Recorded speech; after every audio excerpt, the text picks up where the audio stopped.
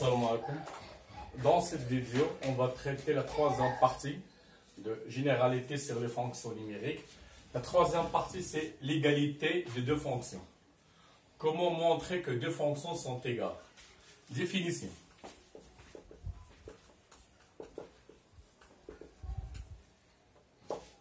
On dit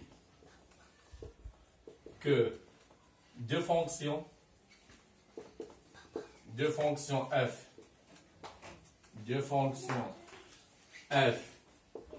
et g sont égales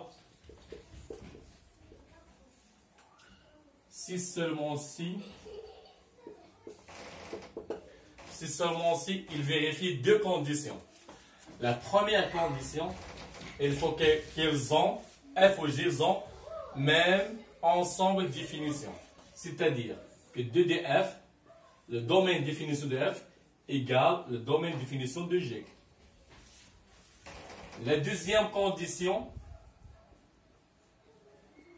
que f ou g, elles ont la même expression. C'est-à-dire que pour tout x qui appartient à 2df, on écrit 2df ou bien 2dg, puisque 2df égale 2dg. Pour tout x appartient à 2df, pour tout x appartient à 2df, f de x, l'expression f de x égale g de x. Donc, pour montrer que deux fonctions sont égales, il faut qu'ils vérifient deux conditions. La première condition, que 2df égale 2dg, c'est-à-dire qu'ils ont le même domaine de définition. Deuxième condition, pour tout x appartient à 2df, puisqu'on peut écrire 2df ou bien 2dg, puisqu'ils sont égaux, le domaine de définition. f de x égale g de x. Dans ce cas, on note, on écrit que f égale g. Voilà la définition de l'égalité de deux fonctions, que f et g sont égales si seulement ces deux conditions. Pour mieux comprendre, on va traiter deux exemples. Exemple 1. Exemple 1. On va considérer deux fonctions. Exemple 1. On considère deux fonctions. La première fonction f de x égale racine x moins 2, par exemple, sur x moins 1. La deuxième fonction, on va considérer g de x égale racine x moins 2 sur racine x moins 1. La question, est-ce que f et g sont égales?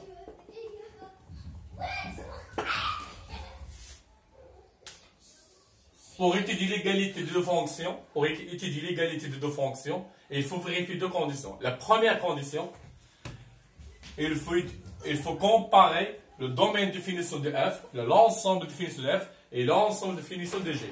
Donc, il faut trouver l'ensemble de définition de f et g.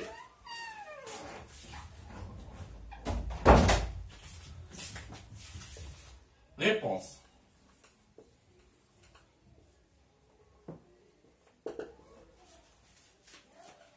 D'abord, il faut déterminer l'ensemble de définition de f. 2df.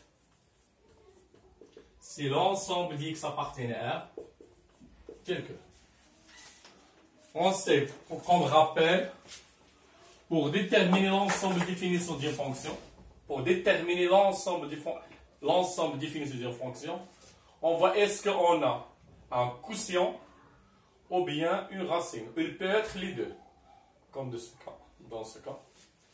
Si on a l'expression s'écrit sous la forme d'un quotient, il faut être que le dénominateur différent de 0. Puis on résout l'équation. Si on a l'expression contient une racine, il faut que l'intérieur de la racine soit supérieur ou égal à 0. Puis on résoudre l'inéquation. Dans ce cas, l'expression de f, il contient les deux. Il contient un quotient et une racine. Donc, il existe deux conditions. La première condition, pour le quotient, il faut que le dénominateur, c'est quoi le dénominateur ici? C'est x moins 1. Il doit être différent de 0.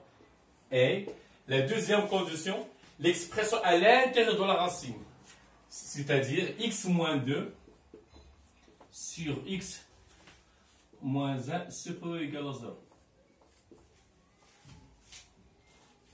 Donc, ici on résout l'équation, et ici on résout l'inéquation. Pour l'équation, on a x moins 1 différent de 0 équivaut à x différent de 1. Pour l'inéquation, pour résoudre l'inéquation, x moins 2 sur x moins 1 supérieur ou égal à 0. Pour résoudre cette inéquation, il faut faire attention.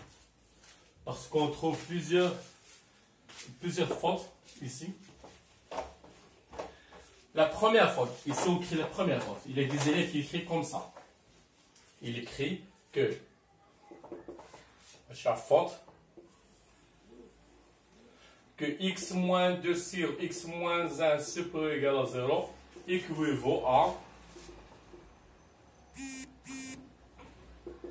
x moins 2 supérieur ou égal à 0 et x moins 1 supérieur à 0. Supérieur strictement à 0. Ça n'est pas juste.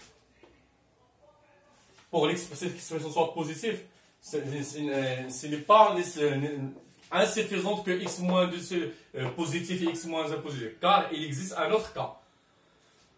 Le deuxième cas, il peut être que x moins 2 négatif et x moins 1 négatif. Et on sait que négatif sur négatif est un nombre positif. Donc cette équivalence n'est pas vraie, n'est pas juste. Il y a seulement une implication. Il implique cette expression. Deuxième faute qu'on trouve, il est des effets comme ça. X moins 1 supérieur à 0 équivaut que l'équivaut à, écrit comme x moins 2 supérieur ou égal à 0 fois x moins 1. Donc x moins 2 supérieur ou égal à 0. Cette équivalente n'est pas juste. Pourquoi? Les élèves, ils multiplient par x moins 1 ici. Si on multiplie par un nombre, parfois, le sens négatif change. Si ce nombre il est négatif. Et non,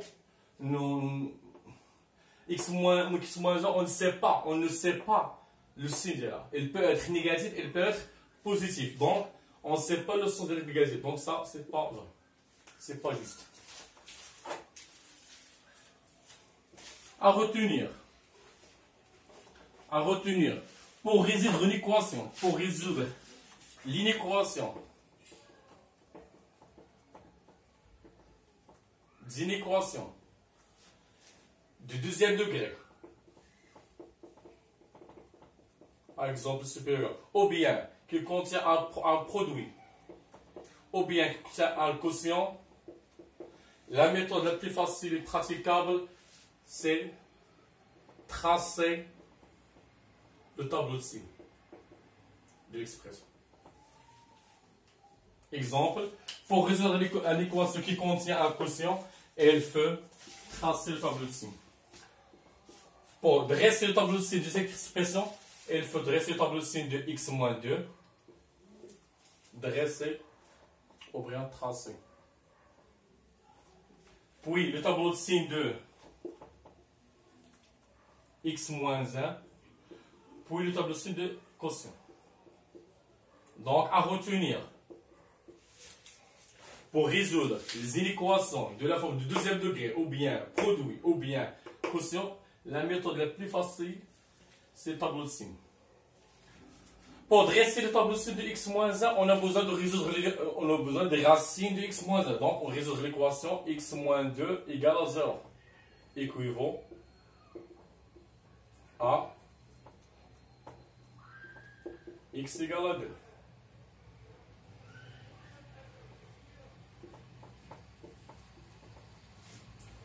Pour dresser le tableau de signes de x moins 1, équivaut à x égale à 1. Donc, x moins 2 racine de la C2. On a x là, moins l'infini jusqu'à plus l'infini. Le racine de x moins 1, c'est 1. Il faut faire attention. Il faut respecter l'ordre. Le plus petit, le plus grand. Ici, on met les signes. On sait c'est une fonction affine. C'est une fonction affine. C'est un polynôme de degré 1. Donc, à droite de la racine, le signe de A. A, c'est le coefficient de x. Donc ici, plus, moins. De la même chose. C'est fonction affine. Alors, à droite de la racine, le signe de A. A ici, c'est 1. Et positif, plus et non moins. Oui, on dresse le tableau de quotient. Premièrement, on a 1 est une racine de dénominateur. Alors, un nombre sur 0 est non défini. Comment on écrit non défini? Deux traits. Parce que un nombre sur 0 est non défini. Ici, on a 0, le numérateur est égal à 0. 0 sur un nombre, c'est 0. Pour on met une racine. Plus sur plus, c'est plus. Moins plus, c'est moins. Plus. Donc, DDF, on cherche les éléments x tels que x moins 2 sur x moins 1, il est supérieur ou égal à 0. Il est supérieur ou égal à 0 ici. C'est-à-dire x supérieur ou égal à 0 est positif. Donc, sur l'intervalle moins l'infini 1 et l'intervalle 2 plus l'infini. Alors, DDF égale moins l'infini, il est toujours à l'intervalle ouvert. 1, il est ouvert. Pourquoi? Car il est non défini. Ou bien, car on a x moins 1 différent de 0. Alors, x il doit être différent de 1. Donc, ouvert. Union 2. On a 2, il est égal à 0. Cette expression, si on remplace x par 2, il est égal à 0. Et on veut là, supérieur ou égal. Puisque l'égalité ou égal à 0, donc 2, il est fermé. 2 plus infini.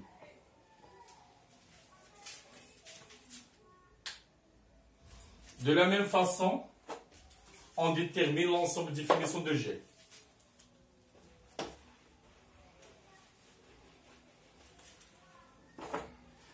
De G. Combien y a-t-il de conditions ici de G? Il y a 3 conditions. Il contient 2 racines et un dénominateur. Première racine. À l'intérieur de la racine, x moins 2 est supérieur ou égal à 0. Et le deuxième racine, x moins 1 supérieur à 0. Et puisqu'il y a le dénominateur, donc le dénominateur différent de 0. On remarque ici, on a x moins 1, il est supérieur ou égal à 0. En même temps, x moins 1 différent de 0. Ces deux conditions, on peut le transformer à une seule condition. C'est-à-dire x moins 1 supérieur strictement à 0.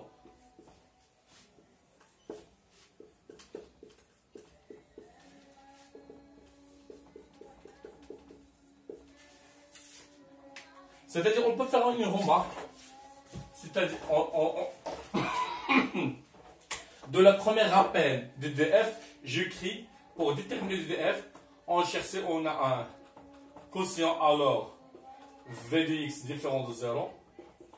Si on a une racine, à l'intérieur de la racine, supérieure ou égale à 0. On peut ajouter la troisième position.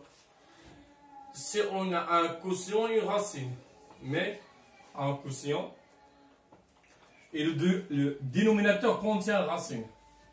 Donc ici, il y a deux conditions. Le dénominateur différent de 0, et en même temps, puisque le racine, il y a au dénominateur, racine qui est supérieur ou égal à 0. L'intérieur de la racine supérieur ou égal à 0. Donc, on peut créer directement V de x supérieur strictement à 0.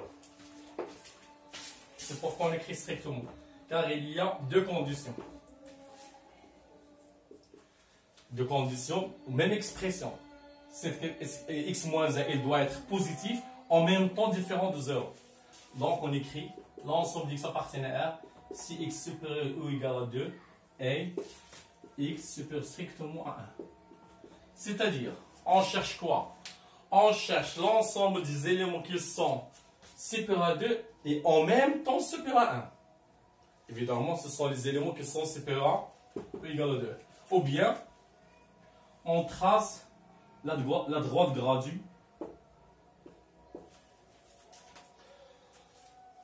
on colorait l'ensemble qui sont supérieurs ou égal à 2 par le rouge. 2 jusqu'à plus infini. Puis on fait assurer l'ensemble des éléments qui sont supérieurs strictement à 1.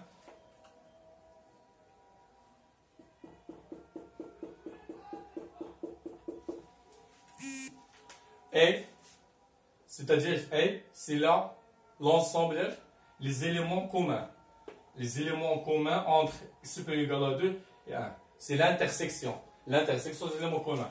Ici, les éléments communs, c'est 2 plus l'infini. Donc, égal 2 plus l'infini. On conclut quoi? On a 2 de f, c'est moins l'infini 1, union 2 plus l'infini. Et 2 de g, c'est 2 plus l'infini. Donc, 2 de f, différent de 2g,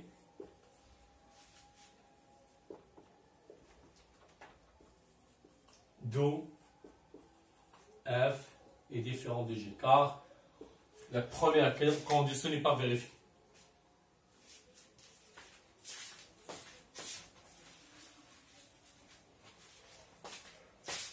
Maintenant, on ne passe pas à la deuxième condition. On passe à la deuxième condition si la première elle est vérifiée. Puis on passe à la deuxième. Puisque la première n'est pas vérifiée, donc f est différent de g. Deuxième exemple.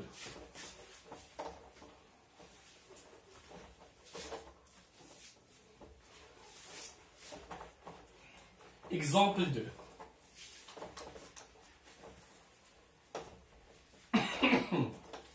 Exemple 2.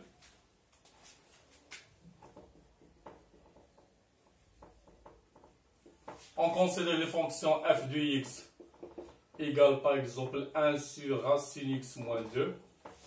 Et la fonction g de x qui est égale par exemple x racine x plus 2 sur x moins 4. Est-ce que, c'est la même question, est-ce que f et g sont égales?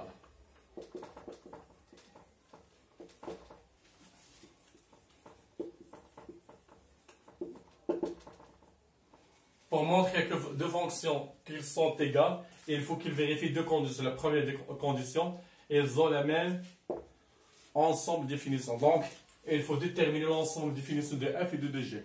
2 de f, c'est l'ensemble de x appartiennent à R tel que, et s'il y a deux conditions, il y a le dénominateur et il y a la racine. Le dénominateur il doit être différent de 0. Et à l'intérieur de la racine, et c'est quoi l'intérieur de la racine ici? C'est seulement x. X supérieur ou égal à 0. Est-ce qu'on peut faire comme dans l'exemple dernier? On peut transformer ces deux conditions en une seule condition? Non. Ici, on a la même expression positive et la même expression différente de 0. Ici, non. C'est racine x moins 2 qui est différent de 0 et x seulement qui est positif. Donc, il reste deux conditions. Racine, on résout l'équation racine x différent de 2 et x supérieur ou égal à 0. Pour résoudre cette équation de racine, puisque 2 est positif, on met le carré. Racine au carré différent de 2 au carré. Racine x au carré égale à x. Il faut faire attention. Il y a des élèves qui croient que racine x au carré égale valeur absolue. Non. Il faut faire attention. On a deux expressions. Racine x au carré égale x. C'est x il est positif. On ne peut pas écrire cette expression que si x est positif. Mais racine x au carré égale la valeur absolue de x, où x appartient à R. Donc, racine x, racine carrée de x, le taux carré égale à x. Donc x différent de 4 et x positif. Donc on cherche quoi? Si on a différent égal ou supérieur égal à inférieur, on commence par supérieur. On cherche les éléments qui sont supérieurs à 0, privé de 4, sauf 4. Donc on crée c'est quoi? On peut écrire c'est R plus privé de 4. Si on veut écrire sur l'intervalle R plus, c'est 0 plus infini. 0 plus infini. 0 plus infini. Privé de 4. Il devient combien d'intervalles? 2. C'est 0, 4, union 4 plus infini.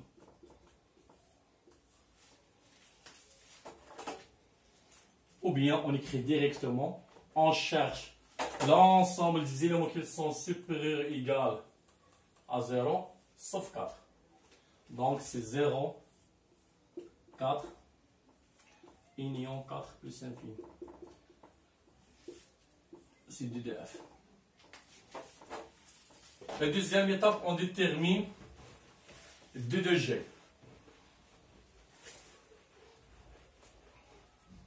2 de G égale. Si l'ensemble d'X appartient à R, il y a la même chose, deux conditions. Le dénominateur, X moins 4 différent de 0, et à l'intérieur de la racine, c'est X. Et X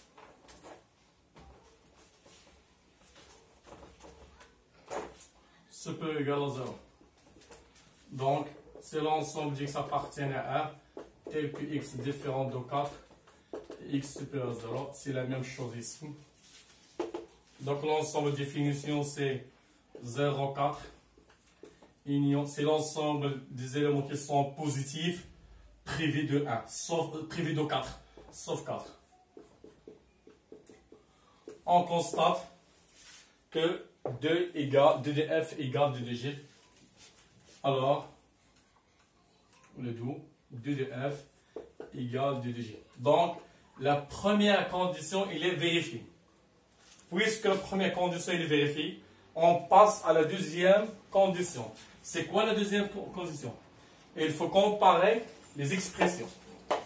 Donc, on commence soit x qui appartient à 2df ou bien 2dg. C'est la même chose, c'est 0, 4, union 4 plus infini. F de x. On a f de x égale 1 sur racine de x moins 2.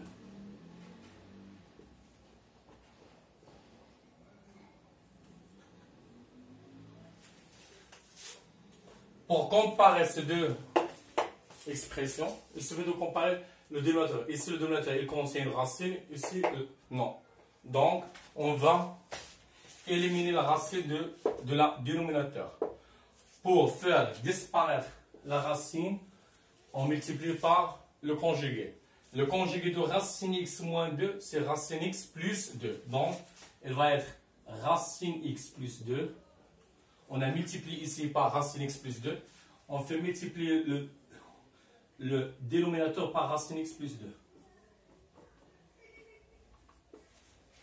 Ici, il existe un facteur. Donc, on a multiplié racine x plus 2, le numérateur, le dénominateur.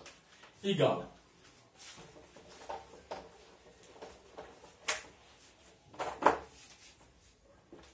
Racine x plus 2. Ici, on a racine x moins 2 fois racine x plus 2. C'est une identité remarquable. A moins b, facteur a plus b égale a au carré moins b au carré. C'est-à-dire ici, c'est racine x au carré moins 2 au carré. Qui égale racine x plus 2 sur x moins 4. Aussi l'expression de g de x. Donc, on a montré quoi? Que f de x égale g de x. C'est la deuxième question. Et on a déjà montré la première.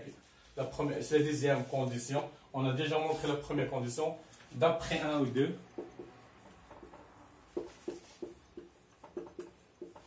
on remplit que f égale à g. Donc, on a fait deux exemples. Le premier, on a trouvé que f est différent de g. Et le deuxième, on a trouvé que f égale à g. C'est ça l'égalité des deux fonctions, selon moi.